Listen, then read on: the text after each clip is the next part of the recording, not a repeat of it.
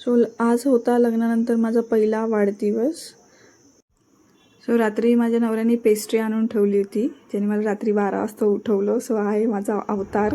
मस्त छानपैकी उठून मी सकाळी रेडी झाली. माझ्या नवऱ्याने गिफ्ट केलेला ड्रेस घातला, छानसा थोडासा मेकअप केला आणि आम्ही दोघंही रेडी होऊन विचार केला की आता जायचं कुठे. त्यात आम्ही विचार करता करता मग पोहोचलो.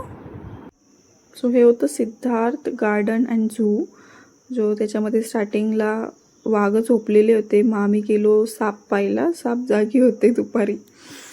सो हा होता अतिशय विषारी असा घोणस साप, जो इंडियामध्येच बघितला जातो. इतरही देशात बघितला जातो, पण इंडियामध्ये याचं प्रमाण आहे. सो हा अतिशय विषारी साप आहे. पण तिथे मध्ये काच होती, त्यामुळे त्याला शूट करणं पण सोपं झालं आणि त्याला खूप जवळून बघताही आलं प्रत्यक्षात की घोणस दिसतो कसा. सो हा अजगर नाही आहे, हा घोणस आहे. अजगरही आम्ही पुढे पाहिला, जो साईजला फारसा मोठा होता.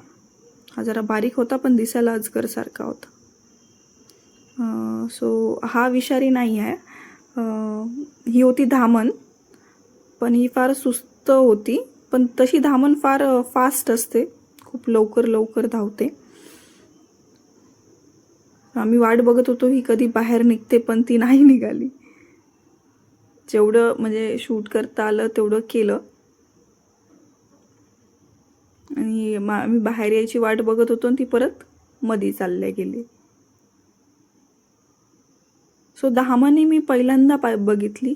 माझ्या नवऱ्याने पहिलीही पाहिलेली होती, मी तर फर्स्ट टाइम पाहिली. So it was a very good experience. हा कासव होता, जो उलटा पडलेला होता. ज्याला सरळ काच नसते तर ऑफकोर्स आम्ही सरळ केला असतं त्याला, पण तो फार प्रयत्न करत होता सरळ होण्याचा, पण तो नाही झाला. असं कोणीतरी आलं असेल त्याला सरळ करण्यासाठी. झूमधले लोक विजिट करत असतील मध्ये. सो त्याच्यानंतर आम्ही पक्षी बघितले. मग हा अजगर आहे माझ्या पाठीमागे, दिसत असेल तर. हा अजगर आहे.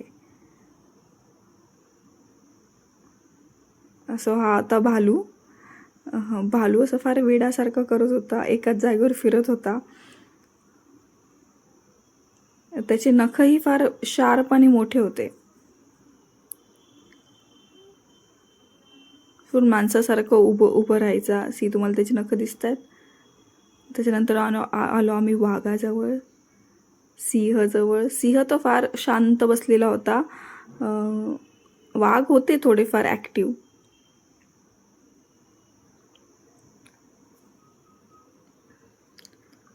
हा टायगर बघायला मज्जा आली.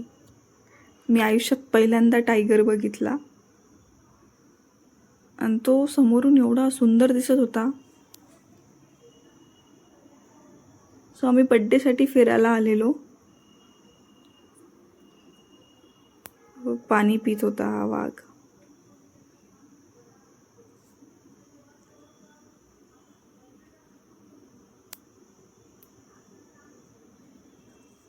आणि हा दुसरा वाघ त्या गेटजवळ फिरत होता. बहुतेक त्यांना गेटमधून काहीतरी खायला देत असतील जेव्हा ते फिरत असतील, किंवा मग त्यांना मधी घेत असतील. सो त्याला मधी जायचं होतं की त्याला खायला काहीतरी हवं होतं हे नाही कळालं. पण तो कंटिन्यू त्या गेटच्या आजूबाजूला जणू तो कोणाला बोलवत होता की या मला खायला द्या, नाही तर मला मधी या, असं काहीतरी होतं ते. आणि हा वाघ मस्त पाणी विणी पिऊन मस्त शांत. उन्हाळा असल्यामुळे बहुतेक हे जरा थोडे ॲग्रेसिव्ह असतील किंवा त्यांना भूक जास्त लागत असेल, पण उन्हाळ्यामुळे त्रस्त आहे ते समजून येतं. आता तो मस्त पाण्यात गेला शांत. त्याच्यानंतर आम्ही घरी आलो आणि मावशी काकांनी माझा बड्डे सेलिब्रेट केला. सो मला फार छान वाटलं. त्याच्यानंतर माझ्या नवऱ्यानेही परत केक आणून सगळं रात्री सेलिब्रेशन केलं छान सुंदर. मग आम्ही जेवण केलं आणि आम्ही झोपलो. आणि असा होता माझा बड्डे, लग्नानंतरचा पहिला. Thank you for watching. बाय.